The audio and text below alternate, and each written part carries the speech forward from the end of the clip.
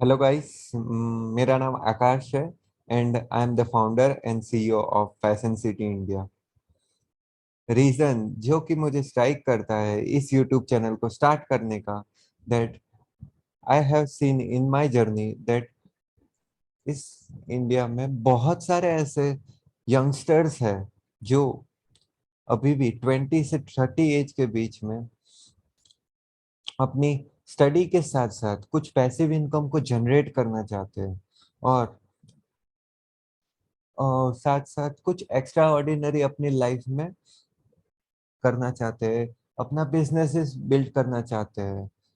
Entrepreneurship की उनमें बहुत सारी स्किल्स होती है, बट वो बिकॉज ऑफ कि उनके सराउंडिंग में उनको कोई सपोर्ट करने वाला या एनकरेज करने वाला या मोटिवेट करने वाला या उनको पर्सनलाइज गाइडेंस देने वाला कोई नहीं है, तो वो लोग स्टार्ट तो कर देते हैं ये बिजनेस पैसिव इनकम के सोर्सेज के थ्रू ऑनलाइन अर्निंग करने का। बट एक स्टेज के बाद वो लोग स्टक होके हिम्मत हार जाते हैं और अपने बिजनेसेस को स्टॉप कर देते हैं।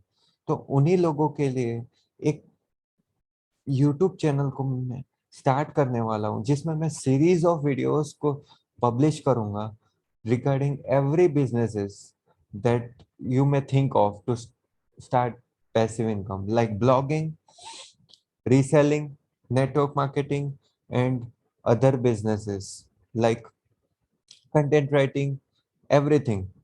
We will covering all the topics. उसमें हम सारे टॉपिक्स के बारे में ये जानेंगे कि किस पर्सन के लिए कौन से बिजनेस ज्यादा सुटेबल है और उनके कैरेक्टर को वो बिजनेसेस मैच करते हैं, तो वो वहाँ पे एक्सेल कर सकते हैं। अभी यहाँ पे क्या हो रहा है कि मेजोरिटी ऑफ पीपल को यही पता नहीं है कि उनकी पैशन क्या है।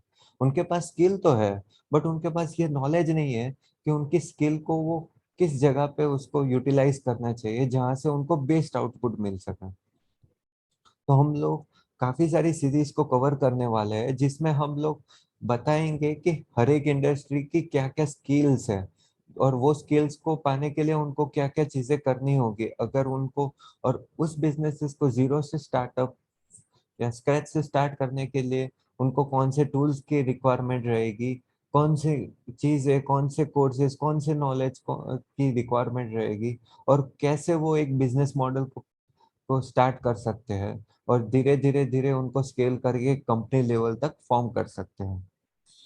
So stay tune with my YouTube channel. ये फर्स्ट वीडियो है जो हम लोग स्टार्ट कवर कर रहे हैं रीसेलिंग इंडस्ट्री पे, बिकॉज मेरी एक्सपर्टीज है। 2 इयर्स से मैं रीसेलिंग फील्ड में काम कर रहा हूँ। सब पहले मैंने B2C भी किया है, B2B भी कर रहा हूँ, और अभी मेरी कंपनी है फैशन सिटी इंडिया जो B2B में एक प्रेफरेबल ब्रांड है हमारे रीसेलर्स के लिए। इस वीडियो सीरीज में हम लोग काफी सारी चीजें डिस्कस करेंगे कि प्रमोशन, ब्रांडिंग, अपनी एक इमेज कैसे क्रिएट करनी है, कस्टमर का ट्रस्ट कैसे डेवलप करना है, और इवन दो हम लोग ये भी कवर करेंगे कि टेक्निकली कौन कौन सी चीजें वो लोगों को इम्प्लीमेंट करनी चाहिए, कौन कौन से चीजें उनको ध्यान में रखनी होगी ये बिजनेसेस को स्टार्ट करने के लिए। Even finance also very big important part that everyone has to focus on. उसके साथ साथ बहुत सारी चीजें हो जाती है जैसे कि पर्सनलाइज स्टोर क्रिएट करना और अपनी एक ब्रांड इमेज क्रिएट करना। ये सारी चीजें हम लोग कवर करेंगे। सबसे पहले हम लोग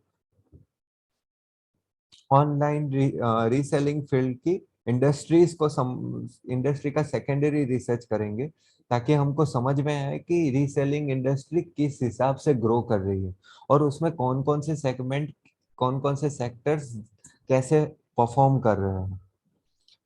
तो अभी मैं अपनी पहले अपनी ब्रीफ जर्नी भी दे देता हूँ। मैं as a analyst global data में बाय प्रोफेशन मैं इंजीनियर भी हूँ, सिविल इंजीनियर हूँ। मैंने MBA भी किया है फाइनेंस एंड एसकॉम में, एंड करंटली मैं अभी एज ए एनालिस्ट भी हूँ ग्लोबल डेटा रिसर्च में। इवन दो फॉर्मर मैंने 7 to 8 month as an assistant manager भी काम किया है कोटक महिंद्रा बैंक में। बट अपार्ट फ्रॉम दिस मैंने काफी सारे बिजनेसेस को फ्रॉम जीरो से स्टार्ट किया है। मैंने ट्रेडिंग भी किया है, मैं मार्केट रिसर्च भी करता हूँ, मैं स्टॉक मार्केट का भी रिसर्च करता हूँ, मैं फंडामेंटल्स टेक्निकल और बहुत सारी रिसर्च करके स्ट्रेटजीज भी डेवलप करता हूँ। और उस हिसाब से मैं अपने रिसर्च भी पब्लिश करता हूँ कि कैसे पोर्टफोलियो को मैनेज किया जा सकता है। एज वेल एज मैंने नेटवर्क मार्केटिंग भी सीखा हुआ है, एफिलेट मार्केटिंग भी किया है।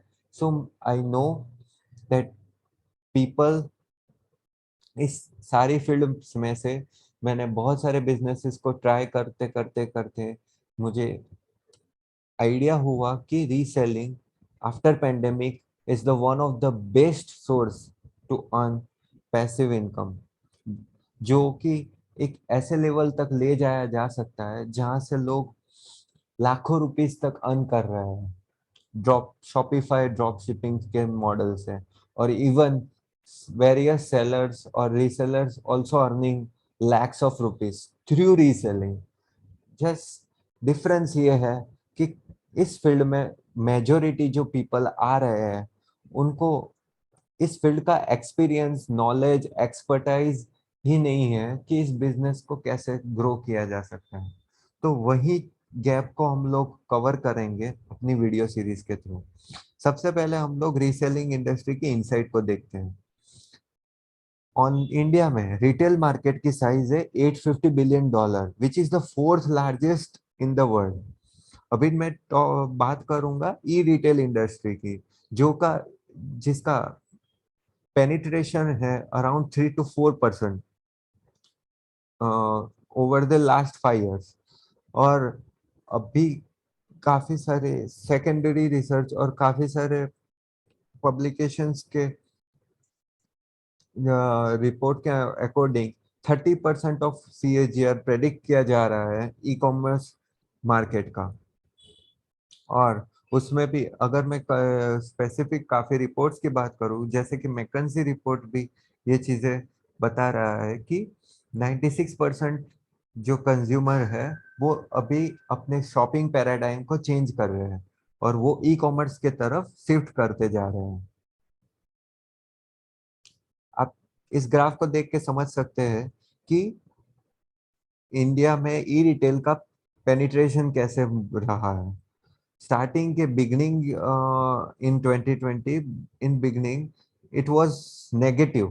You can see that e-retail market was growing negatively, but after pandemic people are shifting towards online। तो ई-कॉमर्स का पेनिट्रेशन एक्सपोनेंशियली मूव करता जा रहा है और जो आगे भी प्रेडिक्ट किया जा रहा है कि लिनियरली मूव करता जा रहा है, जो आगे भी प्रेडिक्ट किया जा रहा है because of the demand e commerce market grow exponentially. Okay, now talking about online retail market. Online retail market में जैसे कि आप देख रहे हो इस ग्राफ के अकॉर्डिंग, कंज्यूमर इलेक्ट्रॉनिक्स का जो मार्केट है वो 40% कवर कर रहा है ई कॉमर्स का। और दूसरा सबसे बड़ा ई कॉमर्स रिटेल मार्केट है अपैरल इंडस्ट्री। अगर इन दोनों को कवर करते हैं तो 80% ऑफ ई कॉमर्स मार्केट सिर्फ इन्हीं दो कैटेगरी में है, जहां पे बड़ी से बड़ी चंक ऑडियंस लीव कर रही है, मतलब कवर कर ही जा रही है। तो वो एक बहुत बड़ी मार्केट है और जो आगे भी बढ़ती जा रही है because people are working from home, people are force to change the shopping behaviour. So बहुत बहुत ह्यूज पोटेंशियल है इस मार्केट में, खासकर अपैरल मार्केट।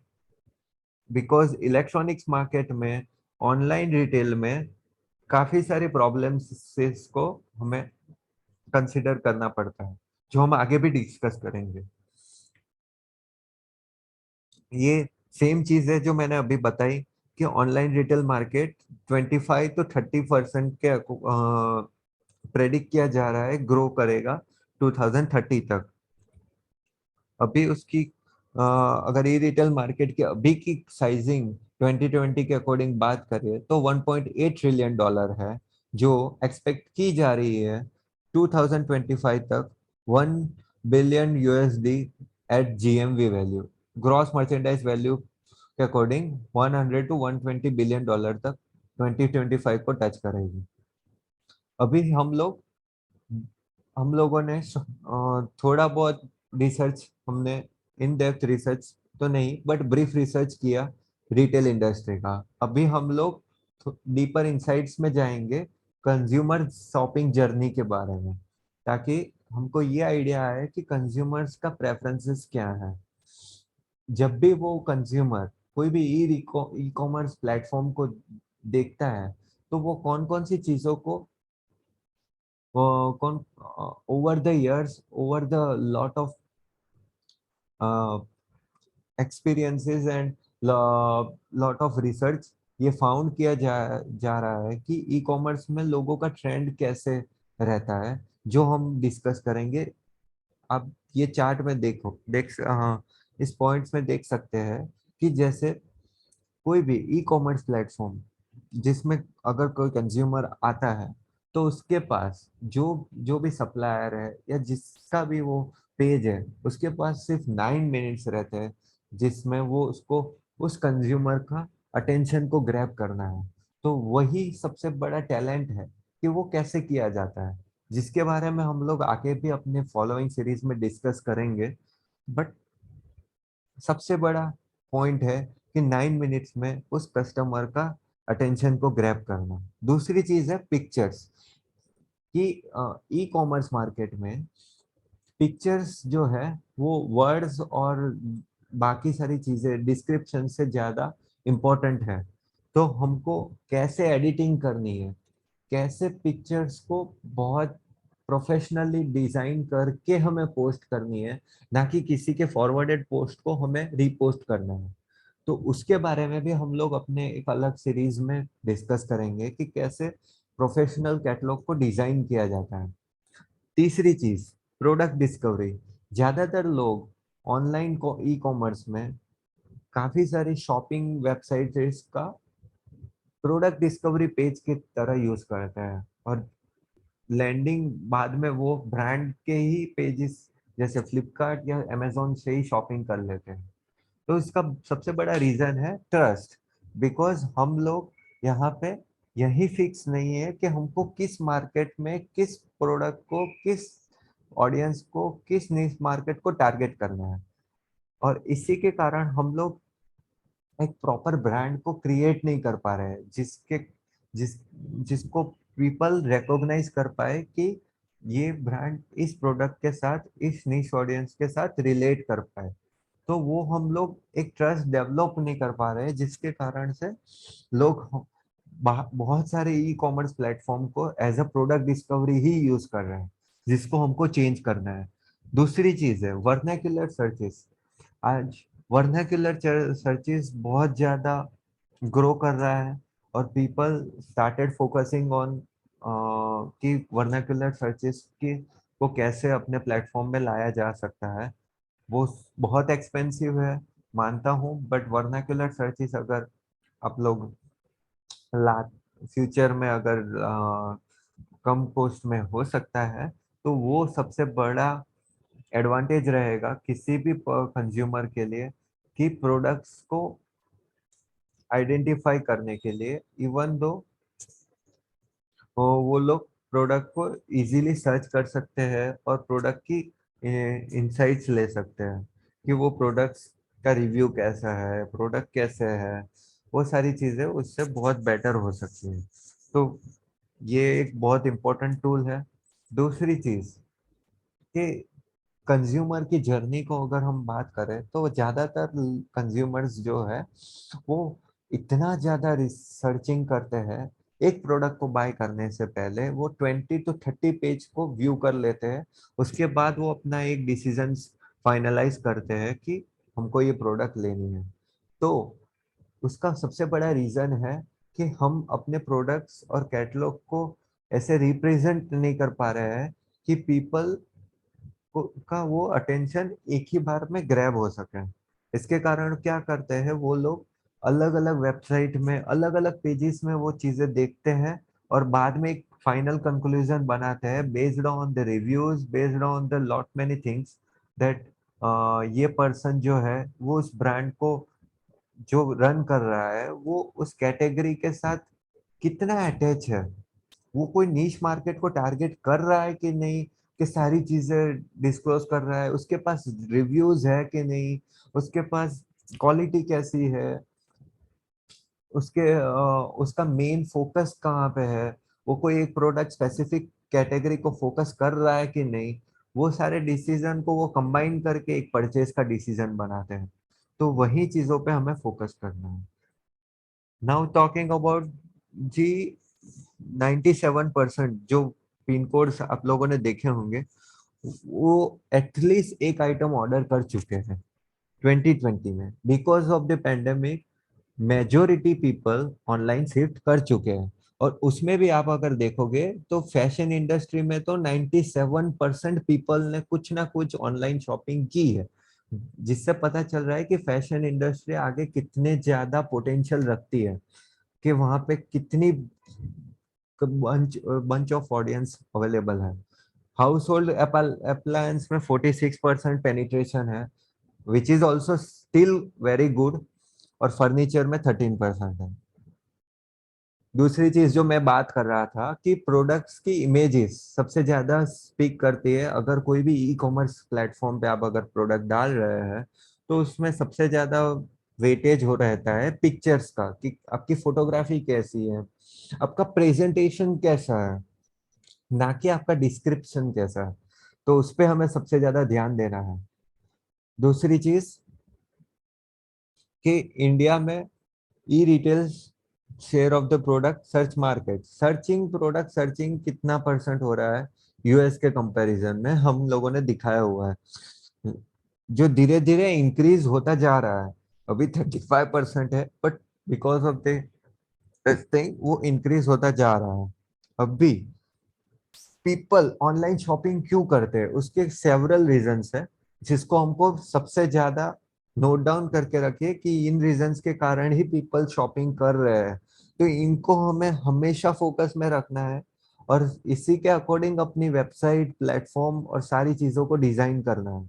अगर आप अपने बिजनेसेस में किसी भी कस्टमर को फ्री डिलीवरी नहीं देते हो तो आप उसका ट्रस्ट नहीं जीत सकते। बिकॉज आज कोई भी कस्टमर है, उसके लिए वो जो उसके माइंड में जो सबसे पहले प्रोडक्ट देख के जो प्राइस उसके माइंड में स्ट्राइक कर रही है, वो उससे उस प्राइस को उस प्रोडक्ट से रिलेट करता है। तो अगर आप फ्री शिपिंग नहीं दे रहे हो, फ्री डिलीवरी नहीं दे रहे हो, अगर आपके शिपिंग चार्जेस लग रहे हैं तो उसको आपको प्रोडक्ट में ऐड करके ही डालनी चाहिए पोस्ट। अगर आप ऐसा नहीं कर रहे हो तो वो पर्सन जो है वो प्रोडक्ट के प्राइस से प्रोडक्ट को रिलेट नहीं कर सकता। और इंडियन की वो साइकोलॉजी है कि जो प्रोडक्ट को वो प्राइस के साथ रिलेट नहीं कर पाता, वो प्रोडक्ट को वो परचेज नहीं करता। इसीलिए आपकी प्राइस और प्रोडक्ट दोनों का रिलेशन होना चाहिए, बहुत जरूरी है। क्योंकि 53% जो पीपल बाय करते हैं वो फ्री डिलीवरी प्रोडक्ट को ही बाय करते हैं, एज पर ओबेरेलो रिपोर्ट, जो ग्लोबल वेबनिक्स का जो मार्केट रिसर्च है, उन्होंने सर्वे करके जो रिसर्च पब्लिश किया है, वही रेफर करते हुए हम देख सकते हैं कि लोगों का साइकोलॉजी क्या है। कंज्यूमर्स कूपन्स और डिस्काउंट को भी बहुत ज्यादा प्रेफरेंस देते हैं, बिकॉज वो लोगों के लिए ऑनलाइन शॉपिंग एक न्यू फील्ड है। तो वो लोग ये सोचते हैं कि ऑनलाइन शॉपिंग हम क्यों करें, जब ऑफलाइन शॉपिंग में हम प्रोडक्ट्स को टच फील एक सेंसेशन दे सकते हैं, जो जो सेंसेशन हम ऑनलाइन शॉपिंग में नहीं ले सकते हैं। तो हम आपके पास शिफ्ट क्यों करें। उसका सबसे बड़ा रीजन है कि आप उनको कुछ डिस्काउंट या कूपन्स दो, ताकि वो लोग भी अ, उस प्रोडक्ट को रिलेट कर पाए कि वो जो ऑफलाइन में वो जो सेंसेश वो ऑफलाइन में जो प्रोडक्ट्स को वो फील कर पा रहे हैं, वही सेम काइंड ऑफ फीलिंग वो ऑनलाइन में कम प्राइस में एक अच्छी प्रोडक्ट को वो महसूस कर सकते हैं।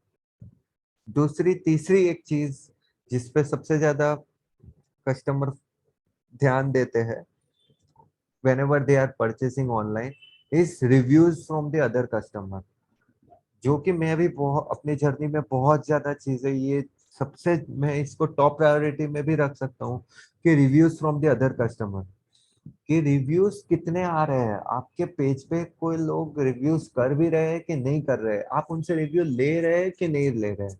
बिकॉज एक रिव्यू बहुत सारे, अगर आपके पेज पे काफी सारे रिव्यूज है जो डिपिक्ट करता है कि आपकी प्रोडक्ट अच्छी है और लोगों का ट्रस्ट जीत रही है, तो दूसरे लोग अगर वो प्रोडक्ट को देखते हैं तो वो उस रिव्यूज को देख के वो अपना माइंड को कन्वर्ट कर लेते हैं प्रोडक्ट बाय करने के लिए। तो रिव्यूज होना बहुत इंपॉर्टेंट चीज है। तीसरी चीज है कि रिटर्न पॉलिसी। रिटर्न पॉलिसी आपकी इतनी स्ट्रांग होनी चाहिए कि आप उस कस्टमर का ट्रस्ट जीत सको। बिकॉज आज बहुत सारे रीसेलर्स के साथ हम लोगों ने काम किया है और उनकी प्रॉब्लम्स को देखी है। तो बहुत सारे लोग गलत साइजेस इस मार्केट में बेचते रहते हैं, इधर सप्लायर साइड से या फिर कभी कभी कस्टमर भी गलत साइजेस बोल देते हैं। बिकॉज उन लोगों के लिए ये फील्ड न्यू है, तो वो लोग तो ज्यादा रिसर्च करते नहीं है कि उनकी रियल साइजेस क्या है। तो वो लोग डायरेक्टली इस पैराडाइम को समझ नहीं पा रहे हो और सीधे सीधे ऑनलाइन शॉपिंग में उतर कर बिजनेसेस को स्टार्ट कर देते हैं। और इवन कस्टमर लोग जो जनरली ऑनलाइन शॉपिंग स्टार्ट कर देते हैं वो लोग भी ज्यादातर यही परसेप्शन से चलते हैं कि बहुत सारे ई कॉमर्स प्लेटफॉर्म हमको इजी रिटर्न्स दे रहे हैं, तो ये सेम पॉलिसी आपके पास भी होनी चाहिए। तो हमारी रिटर्न पॉलिसी भी वेरी बहुत मैटर करती है, जो काफी स्ट्रांग होनी चाहिए। ऐसे नहीं कि कोई भी रीजन के बिना आपका रिटर्न हो जाए, वैसी पॉलिसी भी आपके बिजनेसेस को बहुत ज्यादा डाउनफॉल ला सकती है। बट हम लोग इसी रिटर्न पॉलिसीज को कैसे आप मिनिमाइज कर सकते हैं उसके पर भी बहुत सारे वीडियोस के थ्रू हम लोग डिस्कशन करेंगे आगे जाके। तो उसके लिए भी आप हमसे जुड़े रहिए। आगे बात करेंगे क्वालिटी चेकआउट प्रोसेसेस, जो कि बहुत जो भी एक इम्पोर्टेंट पॉइंट है कि वो भी आपका प्रायोरिटी में होना चाहिए। बिकॉज अगर आपके पेज पे चेकआउट प्रोसेसेस बहुत लेंथी है तो पीपल वो पेज पे कभी ऑर्डर प्रोसेस नहीं करेगा। बिकॉज अगर आप इजी प्रोसेसेस नहीं रखेंगे तो किसी भी कस्टमर के लिए जो कि न्यू है, जो अभी अभी ऑनलाइन शॉपिंग में ट्रांसफर हुआ है, उसके लिए वो बहुत ज्यादा मुश्किल हो जाता है नए चेंजेस को एडॉप्ट करने के लिए। डिलीवरी सर्विस ऑल्सो मैटर करती है। बिकॉज कस्टमर जो ऑनलाइन ट्रिप बाइंग कर ऑनलाइन प्रोडक्ट्स बाय करते हैं वो किसी एक स्पेसिफिक, मैंने देखा है कोई भी प्रोडक्ट, जो भी प्रोडक्ट कस्टमर बाय कर रहे हैं वो किसी पर्पस से ही करते हैं online shopping. Because online shopping market बहुत पर्पस ड्रिवन होती है, किसी फंक्शन के लिए या किसी भी कोई रीजन के लिए ही वो लोग ऑनलाइन शिपिंग करते हैं, ऑनलाइन बाइंग करते हैं। तो आपका इस पर्पस ड्रिवन मार्केट में अगर आपकी डिलीवरी सर्विसेज प्रॉपर नहीं है तो वो भी आपको बहुत ज्यादा दिक्कत दे सकती है। तो उस पे भी बहुत ज्यादा वर्क करने की जरूरत है। अभी हम लोग बात करते हैं कि कौन कौन से सेगमेंट अपैरल इंडस्ट्री में कैसे परफॉर्म कर रहे हैं। और देख यहाँ पे देखने को हमें मिल रहा है कि मोबाइल जो सेलिंग है वो 49% है। वुमेन एथनिक जो पर्पस है प्रोडक्ट पेज व्यूज, जिसका प्रोडक्ट पेज व्यूज है वुमन एथनिक्स कैटेगरी का 58% है। जबकि मेंस क्लोथिंग और मेंस फुटवेयर का 24% है। तो यहाँ पे बहुत बड़ा ऑडियंस स्ट्राइक कर रहा है, जो कि हमारा एक टारगेट मार्केट हो सकता है अगर हम लोग रीसेलिंग या ई कॉमर्स बिजनेसेस को क्रिएट करनी है, ठीक है। तो हमको इसको भी ध्यान में रखना है। अभी और अभी यहाँ पे हम लोग इस वीडियो को स्टॉप करेंगे, बिकॉज और वीडियो काफी लंबा हो चुका है। बट हम लोग आगे और वीडियोस में काफी सारी चीजें और डीपली जाएंगे, इनसाइट को हम लोग और स्टडी करेंगे कि हमको किस चीज में कैसे परफॉर्म करना है, कैसे चीजों को इम्प्रूव करना है, और बहुत सारी चीजें डिस्कस करेंगे। So thank you guys. आपको मेरा वीडियो कैसा लगा नीचे कमेंट में जरूर बताइएगा। और दूसरी चीज कि आप हमारे चैनल के साथ सब्सक्राइब कर लीजिए और बेल आइकन को प्रेस कर लीजिए, बिकॉज हम लोग सिर्फ इसी बिजनेस के ऊपर वीडियोस नहीं बनाने वाले हैं, आगे भी हम लोग काफी बिजनेसेस को कवर करेंगे। और जो एंटरप्रेन्योर्स, जो कि मैं भी एक 24 एज का स्टूडेंट हूँ, बट मैंने अपनी जर्नी में बहुत सारे बिजनेसेस और बहुत सारे लर्निंग्स किए जिनको मैं अपने इस वीडियोस के थ्रू शेयर करूँगा। तो वो काफ़ी सारे मेरे एज के एंटरप्रेन्योर्स को हिट करेगा कि इस एज में भी बिजनेसेस को जॉब के साथ किया जा सकता है और एक कंपनी लेवल तक फॉर्म किया जा सकता है। So nothing is impossible. Stay tuned, guys. Stay updated and stay safe in pandemic. Thank you.